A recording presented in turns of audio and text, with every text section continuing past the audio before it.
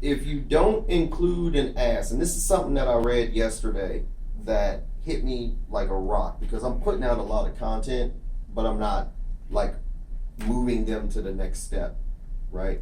So you want to sell the next desired action. So if it's a lead gen piece, let's say you take that, you make that a blog post, right? The next step is to get on the email list and sell that. Sell the value in being on the email list, and then let the email sell the next step. Don't try to take them from the lead gen ad to sell the product. That's not the point, right? The lead gen ad is to sell the next desired action for you to for you to get their contact information, and then once they get on your email list, you provide them with value and sell them there. If you like this, right? So if you like this article, then you want to be on my email list. If you like what I'm giving you in emails, whatever the email is, then you'll enjoy this product. Right. One way that I was able to get more and more people on the email list, and looking back, it might have been a mistake because I didn't appropriately qualify them, because I didn't have a goal in mind to qualify. But the idea is this: when you go onto the website, you'll see typically a popover, right? Mm-hmm. Here's the ebook. You want the free ebook? Go ahead and put in your information, right? Mm-hmm. I have people jumping in for the ebook, not jumping in because they see the value of being on the email list. Because you're not selling the email list, you're selling the ebook. The ebooks, which just so happened, right? So now, what I've done, if you go on the website now, that popover is gone. I want all of my leads to come through from the copy, and I don't know. And so the question is, does it matter? You know, all the leads come in through the copy. I have the little opt-in at the bottom of the copy page that says, hey, look. I would wager to say that you should keep the ebook, because if you wrote the ebook right, then the ebook is almost like a sales letter for the product, correct? It was a different promotion. It was for like weight loss and that sort of thing. Still with plants, but for weight loss and not diabetes related specifically. So you can probably take that ebook that you did and change some verbiage and make it about diabetes, and then move it to the next step. Sure, yeah, okay. It's plant-based, right? Right. Your solution is plant-based. Of course. So you just rewrite the ebook. You just add some copy in there to lead them to the next desired action. So you have the ebook there. And you also have, they can just get on the email list. You can have both of those there. Okay. I would pick one. The diabetes course, maybe. So no, you have an email course for that. Yes, okay, that's cool. What it is. So you lead them into the email course. Okay. Right. So now the only opt-in that they see, remember, consistent across all platforms, this ecosystem. So now you have this email course, and that's all you sell. And then you let the email course sell the next step, right? Okay. If you like this, then the next logical step is this. It's called the ideal sales conversation. I learned that from Ryan Dice. It's perfect, right? It's the perfect selling point. If you like this, or if you're interested in this, then the next logical step is this, right? So don't try to sell, like what Gary means by not putting the ask is, don't try to sell them a product right off the bat. Give them some value and let them choose. But that doesn't mean not to sell as soon as possible. Because you got to get in the habit of selling. So even though, the article that I wrote today, one of my edits is, okay, how do I take, after I wrote the first draft, I got to go through it again. And then part of my rewriting process is, okay, how do I turn this article into a gateway to the next step? So my partner was like, oh, we should make that a lead magnet. So they, because I wrote, why your avatar is critical to your business. It's all about the customer avatar. Oh my gosh. Right? And I wrote it because he was like, man, I need you to do something on avatar because everybody I talk to, nobody has one. Oh, okay, well, I know what content I got to write. So now I'm giving value because I'm teaching them how to, the importance of an avatar, but then how do I get them to the next step, right? We have an offer going right now. So I got to figure that out, right? What is the next logical step? Does that make sense? Yes. Okay, good. Okay. And drive traffic to that article, right? So now you can create a Facebook ad campaign that takes them specifically to that article. Right. Mm. One thing I was able to do was play with graphics. So, for instance, when I was doing those ebooks as free lead magnets, I straight up went on canvas.com, right? You probably canva.com. You already know. That's how I built that. So, okay, so you already know. The logo was built on Canva. Yeah. So I created like, sort of a compelling visual to the best of my abilities. I'm not, and most people, right? Not through the blog articles, even though that's probably maybe 40, but 60% of people came through when I put those ebooks up on the Facebook page, Yep. right? And then I paid to have the Facebook page push that lead magnet out to the people. Can I do the same thing with the diabetes course? Yes. And then write copy perhaps above that explains, hey, this is about eating right, this is about da-da-da-da-da. And then, That's how it's done. Okay. You have a gold mine. Okay. If you're telling me you have a Facebook page with 15,000 people, you should be running ads like a beast right now. Right. Well, I was going to ask that. How did you grow that? Just like as I was saying, like I would go on Canva, and I would create images that attract. So My bad. If you just said this, I had to text my mom. Now I'm realizing you literally just said this. But, but the likes are a little different than the people who get on the email list, because Okay. that was like, okay, you got to create folks who like seeing people with six packs, and then you say, hey, I'm into research, right? So then I would look up and say, hey, cruciferous vegetables lower your cancer rate risk by 40%. I think it's like 60%, right? And then it was like people would dig that, and then they would kind of, I like the page, right? Of course, Facebook's algorithm is such that just because they like a page doesn't mean they've ever seen it again. No. So you have to put the ads out. Use advertising, Yeah. because you have to use Facebook ads in order to get more reach.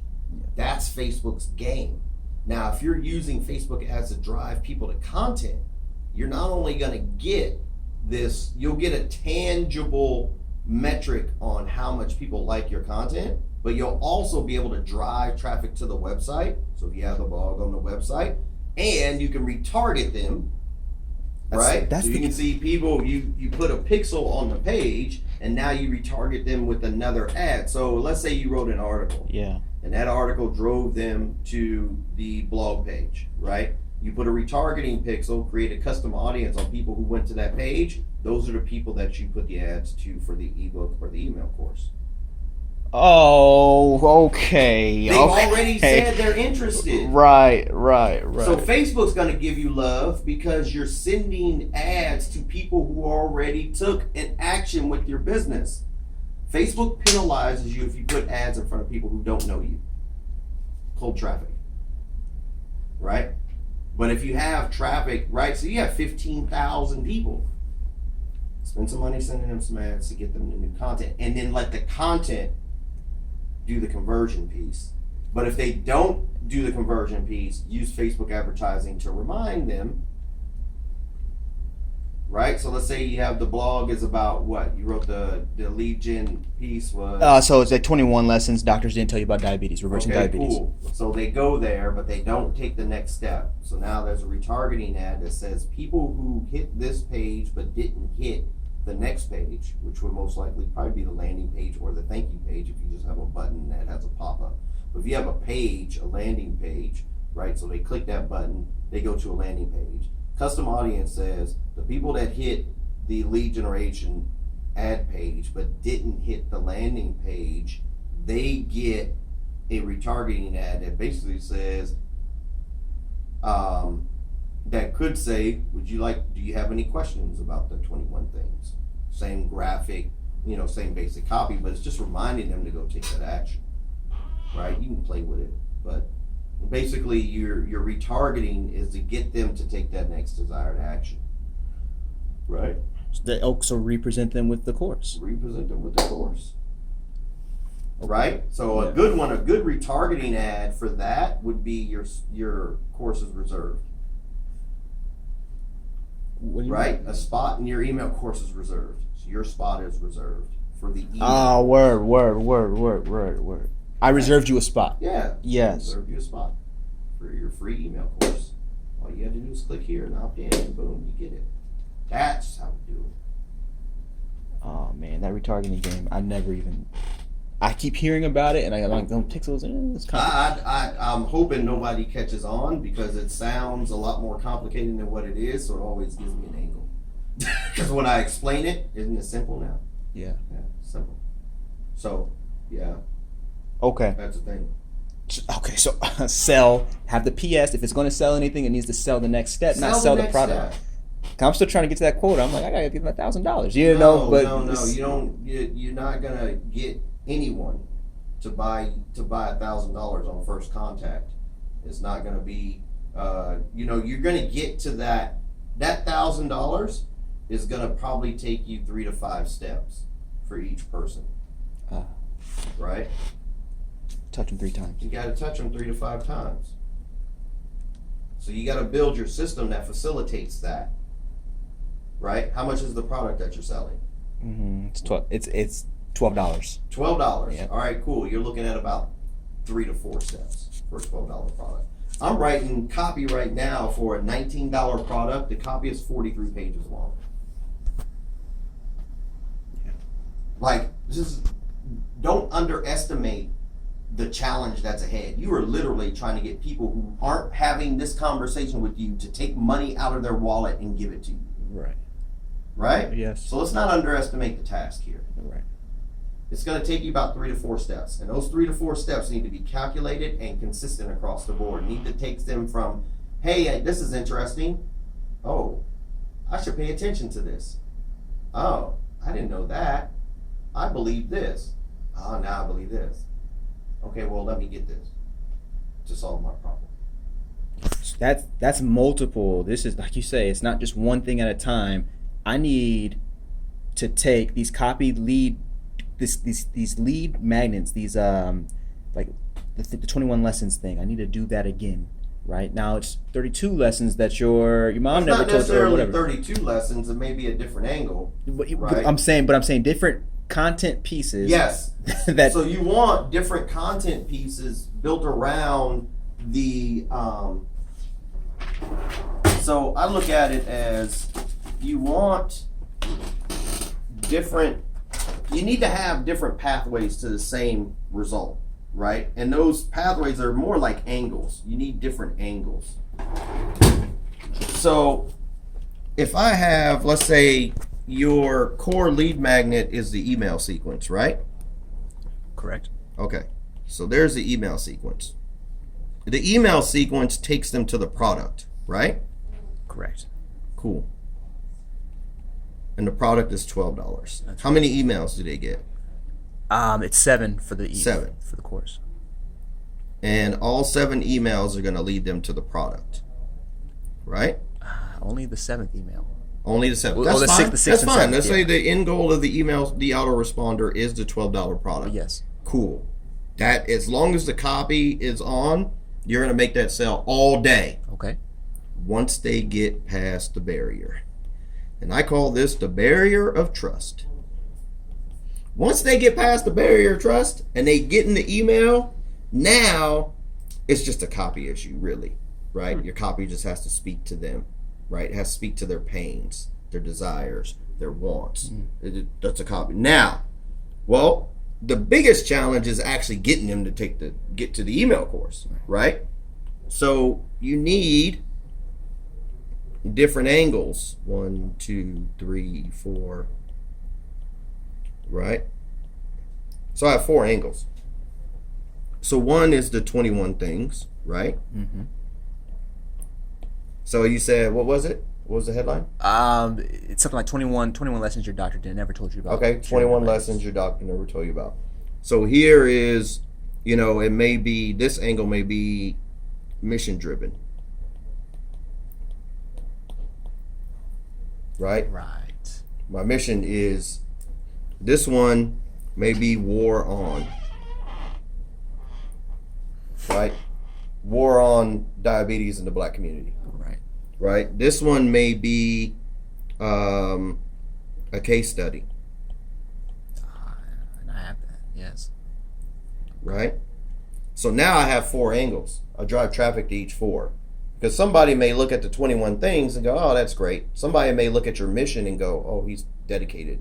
Somebody may look on, this is a us versus them angle. So war on diabetes in the black community, because there's a portion of the black community that believes that somebody is trying to systematically wipe us out, and diabetes is the way to do it.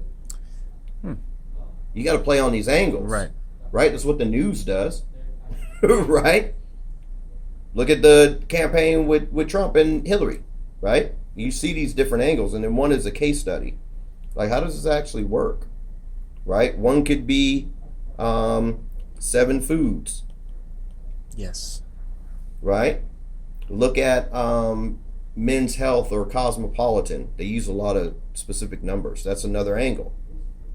Right? So you have these, you don't need one way to get a result. You need 100 ways to get a result, because then that captures portions of the market that are on different levels of the awareness schedule. Remember, we talked about the awareness, right? You need leads, you need pieces of content or gateway content that attacks these different awareness levels, right? Some people are solution aware, problem aware, unaware, right?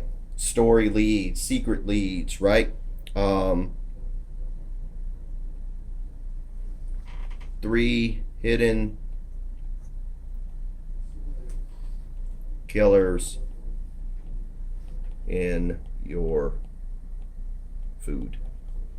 So each of these pieces of content has a call to action to get past Bam! That's all the same call to action. Got it. Because you're trying to get them to the same place. One result. Right. Same call to action.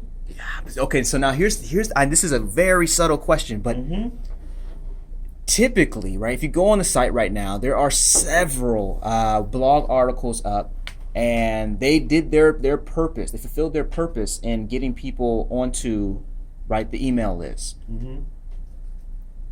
But when I do like the popover, because that's great, because then people, some people are just like, oh yeah, I just like what you're doing here. Let me just go ahead and sign up for the email list.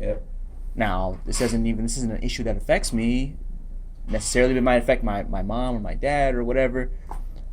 The question is, how wide do you open up the funnel if you're looking for qualified leads? Because it's almost like I should make all of each 7 of these articles, I should put the call to action at the end of them, and then let that do the work itself, and then maybe just get rid of the popover altogether.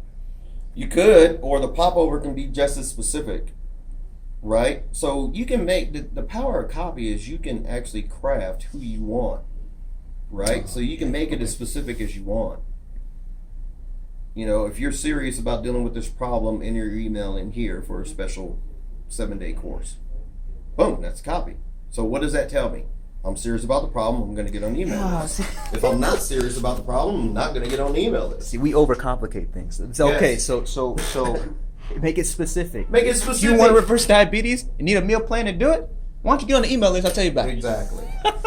Right? Question. Yeah. This is totally just my mind rolling right now. Yeah. Theoretically, okay, I can do the same thing and sell books. Bro, man, don't give me. I'm just saying theoretically. Theoretically, let me Omari. tell you something. You have. I wish I'd have brought your book in right now, bro. Let me tell you something. Your book, right? If you take the chapters in your book, those are all articles. Right. You can give the book Which away is how they started. in a whole different world that you can drive traffic to. Somebody has a specific issue with one of those chapters, right? So now the chapters in your book, how many chapters are there? There's a lot. Well, there's 3 parts and 3 probably parts. 12 in each of those parts. Okay, so there's 36 chapters. Yeah. You have 36 angles to get people to get that book. Yeah. Now, what I would do if I was you, what's the goal of the book? The goal for the people reading it? What do you want them to do after they read the book? What's the title of the book? I want them, the Dropout Manifesto. After you read the Dropout Manifesto, I want you to enter my world. Okay. I want you to get to that very last page, turn the page, and where it says about the author. Yep. Now I want you to enter this world of content and stay there for a long time. Okay, so you want them to enter your world. What is entering your world going to give them? the same sort of motivation and thoughts that they liked in the book that's exactly what I continue to write about. So you want to expand on that, right? Now, the manifestos get you pumped, and Yep. then I want you to come to me and actually like execute on those execute ideas. what? Okay, execute on those ideas. Right. So, So- do you have material that they can execute on? Not Right. enough. Yeah. Not enough. I mean, I have some of it, not nearly enough. Not like where there's a place where there's a very clear, oh, you came from the manifest, like you came from reading the book. Here's your next step. So I don't have that logical next step on the site where it's very clear. Okay, cool. Well, you can build it as you go. Right. So I would definitely use those to build an email list. I would definitely use that to build a Facebook group. Right. So Dropout Manifesto, the Dropout Alliance or something. Yeah. Get them where you can start creating that world. You have the book on Amazon. Mm-hmm.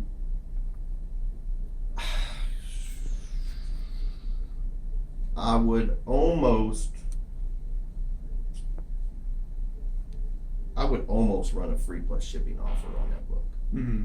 So have it on Amazon because that gives you authority, but I would almost do straight out of the, fucking free plus shipping, you fucking pay $7, I'll send you the book. Yeah. Right? Because you want to, I would say that you want to create an email list as fast as possible, and Amazon won't allow you to do that. Mm-hmm. And unless you can edit the book. You can edit the book and upload a new one. You got to put more calls to action in there. Mm-hmm. Right? So if you notice I've been reading Dan Kennedy's books again. So I got to get back to the old school. But you'll notice in Dan's book,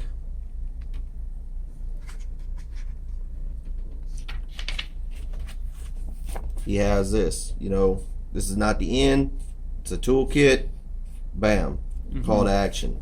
And some of his books will have even more calls to actions for you to take the next step throughout the book. Or he'll mention it in the text, hey, go read this other book, right? So you can reference other pillar pieces of content, right? Here's a resource, you can go there. He just has that sprinkled throughout the book. Right? If you created like templates and swipe files, stuff like that people can actually take action on, that would be awesome. So you want to, if your goal is to get the book in as many hands as possible, free plus shipping offer is probably going to be the best way. Mm-hmm. The only challenge with that is you're going to have to order the books and then ship them yourself. Right. But here's the power in that. If you do a free plus shipping offer, you order them from CreateSpace. Now you can put a letter with it, right? Now you can have a personalized letter with it. You can make them a part of your tribe. Right. So, hey, welcome to the tribe. We're on this new journey. Here's my mission. This book is not just for you to read, it's for you to take action on. You can join, your whatever your website is, where they can get on the email list or get on the Facebook group, blah, blah, blah. You have more leverage when you have direct mail, and you can fly under the radar. Yeah. I would also reach out to, I would really love to see you do a podcast and actually interview other guys that are excited about your generation, because nobody's doing it. And when you say that, give me an example person. Charlie Hohen would be a great example because he wrote a book called The Rich Just Improved Graduate. Right. Right? Charlie Hohen would be a great one, right? There's if you look at podcasts that talk about entrepreneurship, hustle, millennial type deals, I would definitely reach out to them and go, hey, can I interview you for 30 minutes? I wrote this book. So what you do is you find them, LinkedIn, send them a copy of your book and go, hey, I'm starting a podcast. I would love to interview you, and get your thoughts to my group, right? That's powerful, man. Because now you're a 17-year-old kid that wrote a book and you have your own podcast. It's a fucking game changer. And you're doing it from your character is the reporter. Right? So you're not taking the Caleb Maddox stance, which is, you know, I'm the leader of this new deal and I made a bunch of money. You're the reporter. You're going to find the information and you're not just leaning on what you know. You're leaning on the shoulders of giants that, you know, like Ofer. Perfect example of what you should be putting in your content. Because he has a passion to help millennials. You're fucking that generation. You're in that next up and coming. You have a different thought process. You can implant that and seed that thought that, hey, you can start now. And it's the gap, right? The gap is that you guys have this thought process and this new mindset, but my generation and above isn't really helping, right? So now you can find those who have been through or have more experience. You can go, no, motherfuckers, there are people that want to see us grow and become better. And here they are. You see what I'm saying? Right. And that could take you do that enough, you're going to get a Gary Vee or a Grant Cardone on the fucking podcast. You're going to get a Ryan Holiday on the podcast. You're going to get that info.